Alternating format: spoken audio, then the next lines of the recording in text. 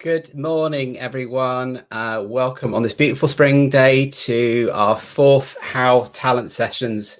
Welcome to those that are new, and for those that have come back, thank you for returning. This morning is a different session. I'm really pleased to be joined by a friend of mine, I'd say, Nathan Colman, who was once a client at JobTrain, ran a really very thorough procurement process when he was at Star Academies. He's an expert in resourcing, but also the education sector as well. Before we get started, before I bring Nathan on screen for a bit of a chat, please do ask us questions. There is a little bit down here that says ask a question, so please feel free to click on that and ask any questions as we go through. And I will get started. So I'm going to bring Nathan on screen now, if you'll just bear with me. Let's see if I can find him. Okay, right. All right, Nathan, you're invited. Hopefully he'll join us in just a second. Nathan, good morning. Hello, good morning. Welcome. You are my very first guest on HoW Talent Sessions, so welcome. And thanks so much for agreeing to spend a little bit of time with us this morning. I think we've got about half an hour. And this morning's session is all about spring cleaning your recruitment technology. So we are in definitely a period of uncertainty. For a lot of us, it's a period of downtime as well. And when you've got a bit of downtime, a bit of time on your hands, there's no better opportunity than getting around to those tasks that you might have put off, like spring cleaning. And that goes for recruitment technology as much as it does our houses as well. So good opportunity for a little bit of housekeeping. And that's really why I wanted to invite you on this morning, because I remember about 4 years ago when we first met that you ran a very thorough research, procurement and implementation process with JobTrain, I'm very pleased to say. And I thought some of your insights this morning would be really helpful for our guests on this morning. Yeah. So do you want to just give us a quick introduction to yourself? Yeah, certainly. I have worked in and out of recruitment for the last, 6 years or so. Again, I've spent most of my career in education, so quite a challenging sector to work in, trying to coax teachers out from under rocks and various other nooks and crannies. And technology isn't really a word that's synonymous with HR in recruitment in education. So it's been everywhere I've ended up working has always been a case of let's look at the tech. What tech can we use? How can we make our pennies stretch a bit further? How can we make that public purse stretch as far as it can to get the tech as good as possible? And that's sort of been a lot of my role over the last 6 years or so, is how can we be creative and how can we embrace technology, and particularly systems like JobTrain to return the best value for money for the business. Great. So if we look at the subject we're going to cover today, it's about spring cleaning tech and that kind of thing. There's, I think, much like perhaps mobile phones, they're capable of so much, but sometimes there's a lot of features within it that we just simply don't use or don't get the time to explore and that kind of thing. So with that in mind, in your experience I know that you've implemented HR tech as well as applicant tracking systems as well. So with that in mind, are there features that spring to mind that are quite commonly overlooked or underused? For me, the key word is automation. We're busy people. We are really busy people. Anyone that's on this call, I'm sure, is a busy person. Anything we can do to try and streamline and automate processes has to be a winner. And I do find that in my own experience, I've come into functions that have been very convoluted and complex for the right reasons, because of the very nature of the sector I work in. It has to be a comprehensive recruitment process. But at the same time, there's masses of value that you can add in bringing in technology and streamlining and gaining those. Some of them are really quick wins in terms of automated application forms. That's the consistency across the piece. I know that we had 30 sites, all using slightly different application forms, slightly different application processes. The job descriptions are all a little bit out of kilter. And in order for us to bring that together get the automation in place, it made life easier for our hiring managers. It made life easier for me, and ultimately because I wasn't sort of having to question every piece of documentation that came through. We were sort of, we centralized the service, and we made sure everything was quality assured and everything came from a central function. It was job train that allowed us to do that. So I'd say that automation is a real winner. I know that I'll talk about a little bit further on around how we use some of our automation to improve our processes. But what we did realise is that automation has to be a sort of a stepped process. We thought very early on we would automate everything. Absolutely everything would be automated, and we very quickly realised the business wasn't mature enough for that. Right. So we had to sort of put a plan within a plan. We knew where we wanted to get with our recruitment technology, but we had to scale it back during the implementation process, because when we did some user acceptance testing, it became clear that the business wasn't ready for that level of automation. So it's a bit of a catch-22. It's yes, you should do it, and absolutely encourage, but take small steps. If you're new to recruitment technology, as my business was, do take the steps, and it will pay dividends further down the line. So around automation specifically, are there any certain examples you can share about some quick wins or things that people could do right now? Candidate self-service is one that we were really hot on. We found that the time of the administration that was wrapped up in candidates booking onto slots, we have quite comprehensive selection days, but if we could get candidates to pick their own time slot, it's just, you're going to get more buy-in from your candidates. It's going to make life a little bit more simple for your hiring managers. But there is a bit, that is sort of the barrier in that process, is that your hiring managers may not be willing to share a diary with you or a calendar, and that's quite a key part in that process. But if you can get that buy-in, and you can say, well, if you give me your diary, if you give us a block, candidates can just book straight into your diary, and you're not having to worry about, well, we've got John coming at 12 and we've got Sally coming at 2, or this is our slot for the day, where do we fit the candidates in? The candidates book themselves into that process. It will save you masses of time, and again, it helps get your hiring managers invested into the program as well. Yeah, for sure. I know hiring managers is sometimes quite tricky because they're busy people, and when they have that immediate need, then they're all over it. But then suddenly their sort of day-to-day lives take over in terms of availability and everything else like that. So it's quite important to get their availability early on, and also make sure that those interviews are being booked are going straight into their calendars as well. Absolutely. And I think the other massive part of the process for us, which the beauty of an applicant tracking system is it gathers so much information about your vacancy, about the candidate. You're constantly capturing information right the way through the recruitment cycle. So for you to then generate information outside of the system seems a little bit it seems an unusual process for you to then take it out. So what we started doing was automating our offer letters through the system, which were then dropping into candidates' inboxes. We weren't having to manually type or word merge, mail merge documents. We were able to send them straight to the candidate using the information they put into the applicant tracking system, which also, and the beauty about most applicant tracking systems is they have templating functions, so you can put your documents into the system and then reuse them time and time again, because generally speaking, your candidates will, or your successful applicants will have the same documentation. That applies to. Sorry, I was going to say, you've got loads of compliance checks and that kind of thing to go through. I mean, education obviously very, very strict in terms of compliance. Are there elements of onboarding and pre-employment checks and that kind of stuff that you've used or implemented or have explored? Yeah, so in the education sector, we have around 22 individual pre-employment checks that we have to undertake. Right. And the biggest challenge that we face as recruiters in education is the time frames, because there's 3 periods within a year when a teacher can become available for work, and they all become available at once. And obviously every school puts their advert out at the same time. And that has its own complications because the market gets flooded very quickly. So being at the top and having a process which is simple and captures the information you need is really valuable. And you've touched on a really good point around onboarding. For example, a teacher would be recruited in April to start their job in September.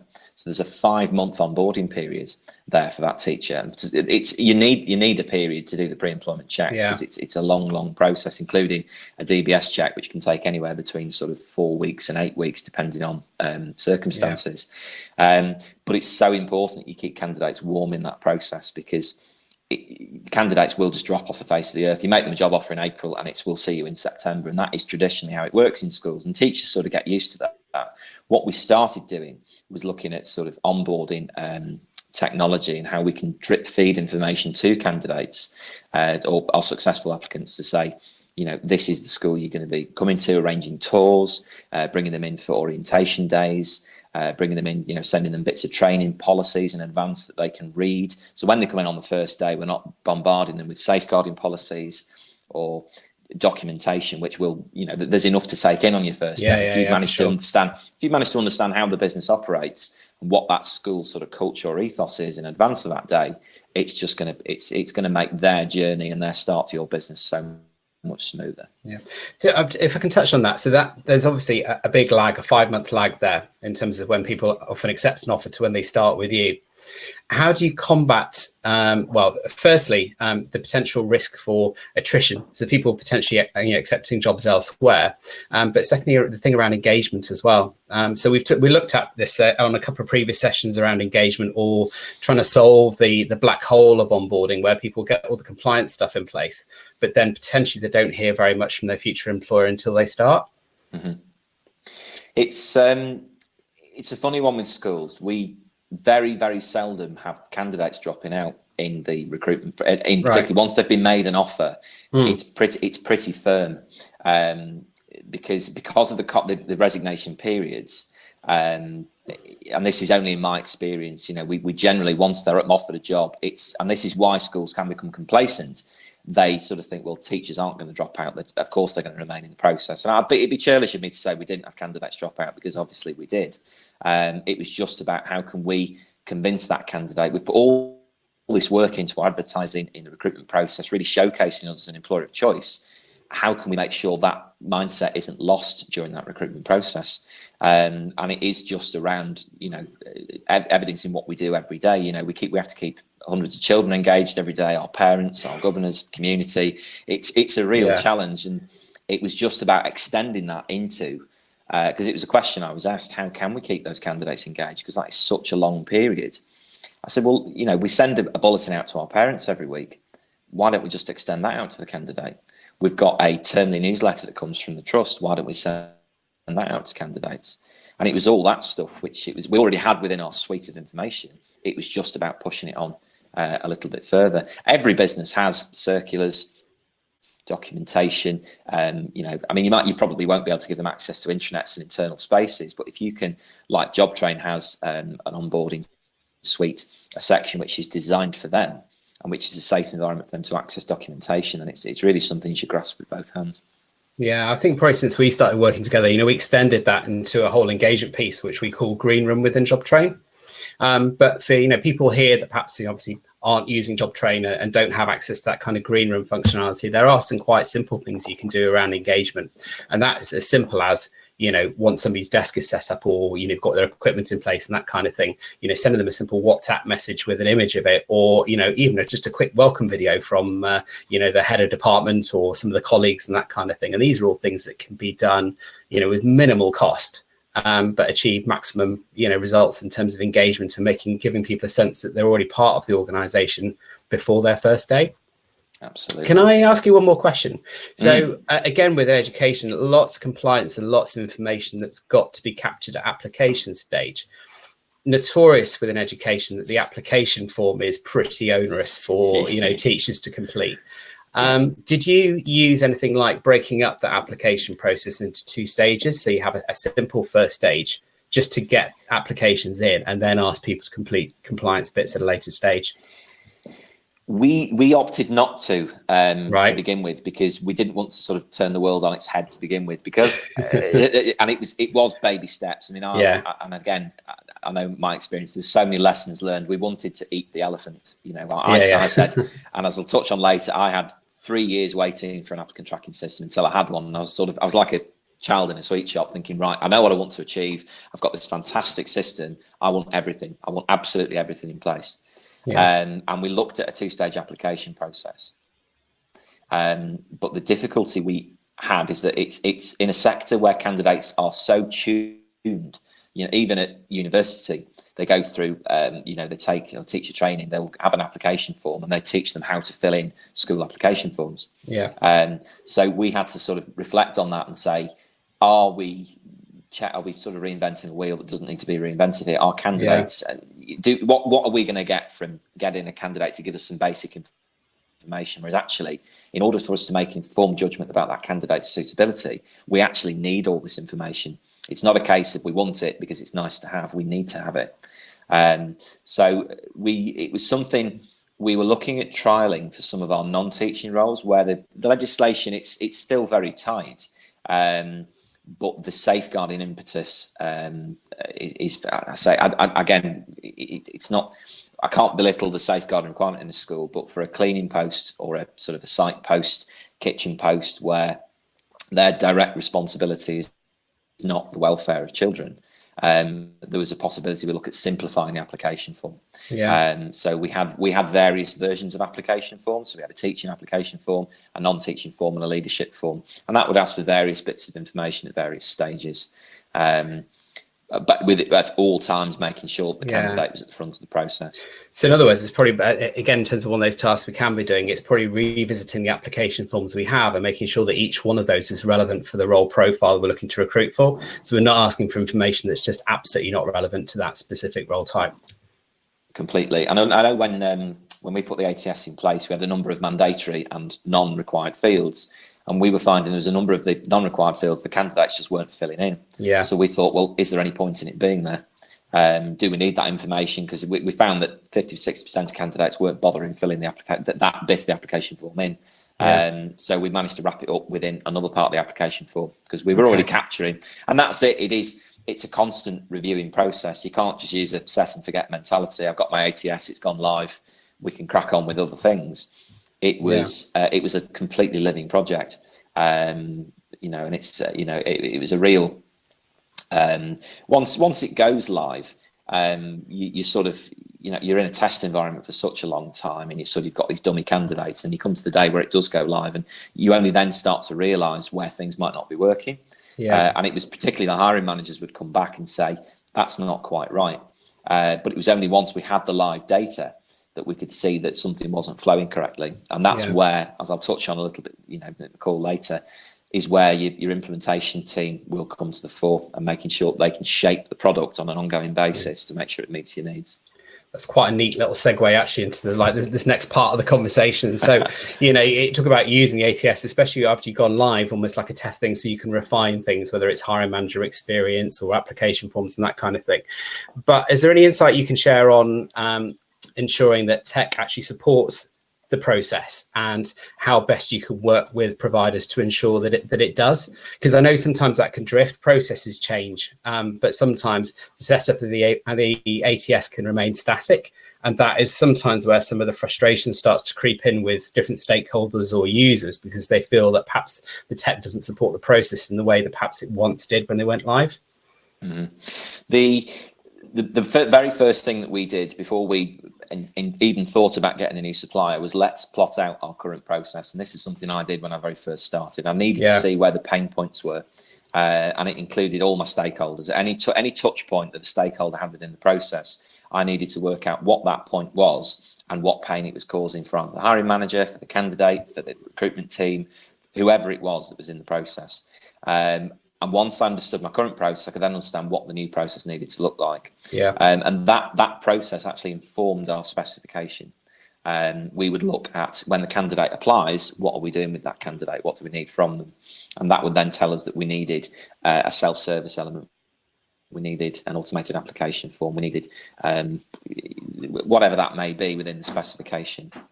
And I think we used that as a constant. We always came back to the original process to say, because business change affects different people in different ways, if we could sort of make the new process feel familiar to the old process, but having all that automation and technology wrapped up in the middle of it, the managers they're always going to push back less if they feel as though something is familiar.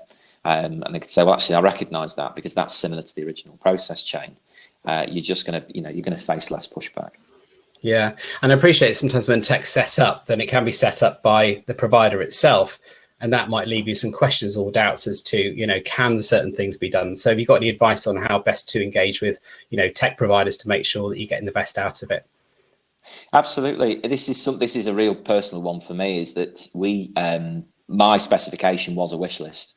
And I know that the technology that came with, well, I use job training as a case in point, was far more than we needed at launch point. So we were testing every element of the system that we thought we needed for launch. And it was only when we got sort of a month or 2 months into implementation that we said, look, we just don't need all of this stuff. We don't need it at this point. It's a need to have now in terms of points A, B, and C, but it's nice to have. We're not going to need this for a little bit longer. So, and that wasn't sort of job training or pushing back on to saying you must have this. It was very much, you can have as much or as little as you want. You can have, this is phase 1, you can have phase 2, 3, 4, 5. It's very much a pick and choose or a pick and mix system. And I think most providers are. I'm confident in that sort of same ilk, is that you can have as much or as little as you need to get your results at that time. And I think that's it's having that flexibility with your tech provider and making sure they're not so rigid that you must have the all bells and whistles product, because we're showcasing our product. It has to be fit for your business, and you have to have that. So it can't be so rigid that it's more of a sort of a problem than a solution for you. Yeah, no, that makes a lot of sense. And in terms of, from your experience of being client side, and I know that you've managed both an HR and payroll implementation and recruitment technology implementations, have you got any tips on, the best ways to engage with providers and get the best from the relationship from a client perspective? Sounds really basic, but just communicate. It's so simple. Just communicate. If something isn't going right, put your hand up. I know this sounds really basic, and this is what we're teaching sort of our 3 and 4 year olds in school, is if something's not going right, you've got to say something. Don't let it manifest in something it's not. And again, it's exactly what happened with us. We sort of ran away with the excitement of the new technology that actually we lost track. Because I'm a recruiter, I understand the systems, I understand the value they're going to add. Our hiring managers were they were left so far behind. I had to really scale it back and bring them on the journey with me. And it was only when I sort of put my hand up and said, this is what we need to happen. We're just not ready for this level of technology, that you were able to then shape the whole project around what we needed it to be. Yeah, I think you make a really good point there. I think in our own experience here at Job Train, quite a lot of the time where things go, awry a little bit is if the hiring managers are simply asked to do too much, or they're given too much access to the ATS, because sometimes that can overwhelm them. They don't immediately see the relevance of it. Training become a little bit of a challenge. And perhaps, now in this period of downtime it's a good opportunity to reassess the relevance of each individual's experience of the ATS. And is that group perhaps ready to take on a little bit more, as we look forward to a time when potentially we're going to be handling a much higher volume of applications as well? Yeah. And everybody's workload is probably going to increase at a certain point. Absolutely. And I think you made a good point there again around the tech provider being able to grow with the business as well. I know when we very first met, we had sort of 18 to 20 schools, and we had a growth plan to double that within 3 years. So we knew that our volume of work would increase significantly. So it's just making sure the business, the tech provider had the scope to grow with us, and make sure that it was a resilient and ultimately future-proof product, and that everyone had the understanding of where we would get to. And that's again comes back to the specification, making sure that you've scoped out where your growth is going to be, putting together a really robust timeline. This is where we want to be in 6 months, 12 months, 18 months, and making sure that the tech provider can deliver to those timelines as well. Yeah, I agree. And I think going back to your previous point about putting your hand up, I think that's really, really important. I think sometimes there's the reluctance if a frustration starts to grow in that perhaps the tech isn't supporting the process in the right way, or whatever it might be. Putting your hand up is absolutely critical. And there's no better time than now.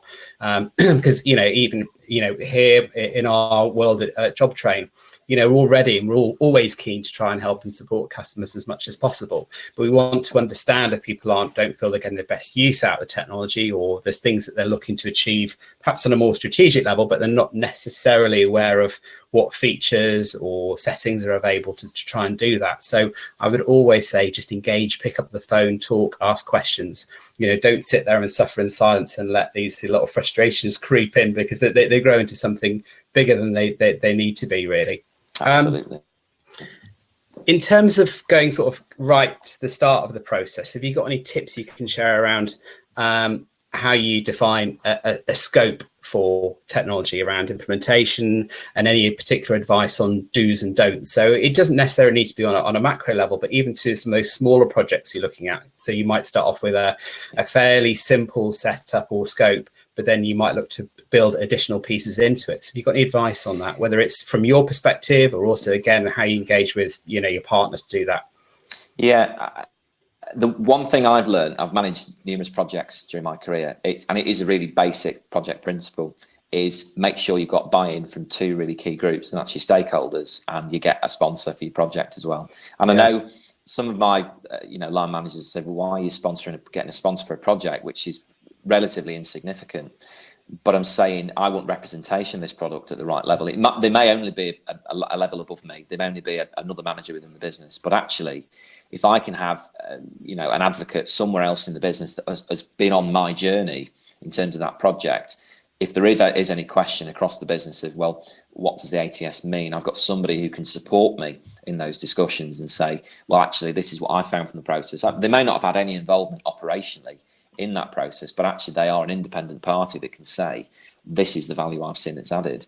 And that can be really, really valuable when you're having some challenging discussions, particularly with finance, when you're asking for more money. And you're saying, I want this bit of functionality, or I want this, or I want that. And your project sponsor can say, I completely support this, and this is the reason for why. I think it's so important.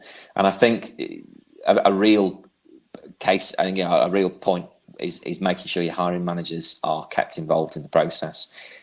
We had quite a few slips in our timeline just because of what happened with the implementation and the decisions we made through that journey. We made sure that our hiring managers were kept informed, because we had a launch date and that unfortunately slipped.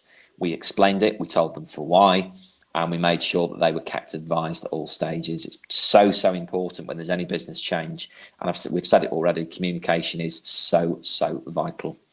I can't really stress it enough, because our business was national. We had schools in London who sometimes felt a little bit ostracised when we were launching new processes. We were based in the north. It was even more important that they were kept advised when there was any slippage in the project, to say this is why it's happened, and then giving them something to heavily involving them in the user acceptance testing as well. We had quite a robust UAT program to make sure that the people that were using these application forms on a day-to-day basis, and ultimately my sort of field-based experts had an input in that process. And when it came to life, they were even more bought into that program because they'd had an input right at the beginning. Yeah, I couldn't agree more. Getting stakeholder buy-in through the process is critical. I think you then got some shared ownership and responsibility, which is, I think you were saying in that. And I know there are a couple of projects that you did implement quite successfully. And I think one of those was introducing what in our world we call media-rich adverts, but that's essentially enhancing the job adverts with imagery, which conveys a lot more sense in terms of culture, environment, that kind of thing. But you were able to do that quite successfully. How did you go about that? And did you engage with marketing, for example, to get that? Yeah. And how did you bring them on board with you? Because I think some people do struggle with things like that. I was incredibly fortunate to have a head of marketing who was really passionate about recruitment. He was a relative, and again, it worked in my favour because we'd recruited him into the business. Yeah. And he was a brand new hire. It was one of his very first projects, which if I asked him now, it might be a little bit further down the pecking order. But the timing was perfect, and it was a great opportunity. And again, having passion for your product. I mean, I was a deep specialist in recruitment. I was, we weren't a big team, but I was responsible for recruitment in its entirety. So I could have the passion and the knowledge and the information to share with him to say, this is where I need you to fit into my project. And it was so, and again, in that, I had obviously in my specification, there was a big piece on marketing, because we were transforming the way that we were advertising our jobs. And I needed to make sure that we had the copy, we had the right text, it was written in the right language. And as much as I, as a recruiter, we understand what the business looks like culturally, but we might not have the right tools or the capacity to be able to write that. So it was asking, getting the right person involved at the right time to get the photographs together, to get the text together, and using snippets of language from across the business, which made it feel like it was just really consistent. And that was a great thing for us, because the media-rich adverts, they did look fantastic. We were so proud of how it captured our vision. They were engaging, and they made you want to read more. And that was ultimately what we wanted to achieve from it. But it was just about, again, communication, being clear and concise in what we wanted to achieve, and a little bit massaging of sort of egos, and saying, look, I'm going to sort of leave you to do this, although this is my sort of framework. I'm not a marketing guru, and this is what I want it to look like. But ultimately, and it was a real collaboration. Everyone came together, and the final product was, we involved all areas of the business, and that, because ultimately that's all the business. It's lots of different pockets of specialisms, and it's the same in schools. We had a head office function, we had IT, finance, marketing, estate. And we spoke to all the heads of department and got a little snippet of their area, which then formulated. It was just a real collaboration and a sort of a team spirit that brought the final product to the fore. Quick question for you, in terms of getting marketing's involvement and stuff, because I know that did they have any involvement in things like email communications that went out as well, in terms of scripting, language, tone of voice, personalization, that kind of thing? Because I think sometimes if we look at the candidate experience, it's potentially a really big win in terms of getting that messaging right, whether it's setting expectation or making sure the language reflects your culture, making sure it's warm, inclusive, all those types of things. Did they have a part in that? A massive right. part. We because naturally, the world of education, if we're recruiting an English teacher and there's a typo within the, you're invited to an interview on next Monday, there's a real issue with that. Or I know I was looking for, again, doing a bit of research, and the word English was spelt wrong in the title. It wasn't our job, thankfully, but it was those sorts of things, that attention to detail, that an English candidate would go, well, if you can't write an advert properly, why would I apply to work at your organisation? So we spent an awful lot of time making sure the language was consistent, that we sort of, because our schools were all, they were a real family of schools that were all based on the next. You could go into any one of them and feel as though you'd walked into, you wouldn't know which school you were in, although they had their own unique flavours. There was that real consistency, and we needed to make sure that was the same in our advertising, within the communication as well. And that we although the language, we didn't want it to look like an automated email. So we also spent a lot of time making sure that the fields within the email, brought through the right, to candidate's name. It was all merge fields, those kinds of things. Merge fields. We brought through the name of the school. It wasn't just we didn't just sign off as the, although we had 30 schools in our group, it was the name of the school that was signing off. The logo, and it was that personalisation that brought the communication to life, and made it feel as though you were being treated. And that's the whole idea, artificial intelligence and technology, making sure that it doesn't take away the human element of the recruitment journey. Yeah, I couldn't agree more. And I think, in terms of a little bit of advice, I think getting consistent advert copy, and I will stress advert rather than job descriptions. It's one I've got to think about that one. But also, email tone, personalization, as you say, getting the right signatures in place. These are all things that are really, really quick wins that can be done right now. And I would say, perhaps if you don't have the confidence or you're not sure about tone of voice, then ask your provider for examples of how other clients have approached it. I know from our perspective, then clients are more than happy to share their own examples of email comms and that kind of thing, that will help. But these are quite quick wins. These are changes that can be made in just a few minutes, but potentially have quite a big impact on the candidate experience right the way through up to the point of hire. I'm conscious of time because we've gone over a little bit, but I thought we might because it's been really, really good chatting to you. I'm just wondering if anybody has any questions at all. Oh, I've got one down here. Just hold on a second. Right. Okay. From John Connolly. Have you managed to reduce your pre-employment check timeline? We have very complex rules and need to look at some quick wins. Yeah, it's the one thing that my hiring managers, because again, we were able to recruit teachers that weren't say wrapped up in a role where they had a long resignation period. They may have been immediately available, and it was the one thing I had a lot of pressure from the business. How can we start someone on Monday? I'm saying, well, you are aware it's 5 o'clock on Friday afternoon, and a lot of the time the answer was, we'll do everything that we can, and it was around looking.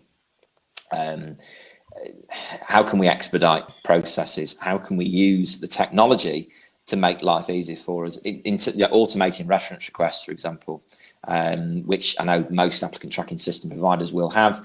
Sending an email in, they can then click back into the ATS, fill something in, and it keeps a record of it. Rather than, which is something which was a 4 or 5 step process, has become an automated click of a button. I think that it's, I know JobTrain, for example, had a pre-employment checklist, which was within the ATS, and you can use that to mark off when a candidate has fulfilled a number of their checks. And again, I'm sure that other tech providers will have something similar.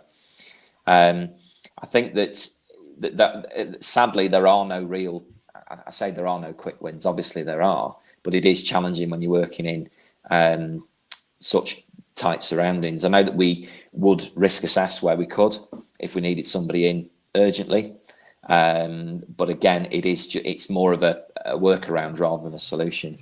All I would say is take a real look at everything that you're doing, which is exactly what we did, because we didn't want to keep our pre-employment checks stuck in the way things were. We needed the pre-employment checks to work around the new recruitment system, and then automate as much as you can. And try and capture as much in the application form as possible. That will just help you out later down the line. We found with our original application forms, we weren't asking for dates of birth, which one of my hiring managers said, "Oh, are we allowed to do that with GDPR?" And I said, well, it's just going to save us further down the line. We know that we need that information. We know it's going to get purged from the system when the candidate is no longer suitable for the job.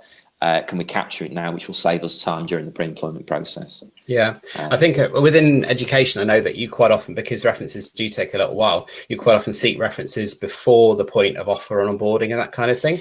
So that can be sensitive to some candidates, but I know, within our world, that's something that can be done, and that is a process that can be managed online, and that can save a little bit of the lag. I think also if we look at compliance checks such as DBS, for example, obviously those are typically managed via a separate system, but it is possible to integrate that into the ATS, so you can initiate the request for your new hires to complete their DBS application online, but then you can receive updates back into the ATS throughout the course of that process. So that speeds things up a little bit. And as you mentioned before, then you're working from the same system record, the same place, and that kind of thing. Yeah. Another one that, again, Giles has touched on, we ask candidates to bring all of their documentation to interview, and I'm talking passports, birth certificates, qualifications, a DBS if they're on the update service, as much as we can possibly get. The DBS is a bit of a tricky one, so just check your whichever sort of whichever your sort of area you're working in, and make sure you are able to take a DBS, but try and get as much as you can at the interview face-to-face stage, and it will just help you. If you've got that documentation, you can greenlight that candidate as soon as you're ready to go. Brill. Great advice. Well, we've run over a little bit. But Nathan, I just wanted to say thank you so much for taking time out of your day to have a chat with us. Thank you for all your insight, all your advice. It's been brilliant. And I'll say, I hope it's been helpful. Yeah, definitely. And Nathan is on LinkedIn, so feel free to connect with him. If you have any follow-up questions for him, I'm happy to facilitate that. So you can, get in touch with me, giles@jobtrain.co.uk. And as per last week, I've got quite a few follow-up questions. Happy to answer any questions you might have. Thank you so much. Thanks, everybody, for joining, and look forward to seeing you next week. Thanks, Nathan. Thanks. Cheers. Bye-bye. Bye. Bye.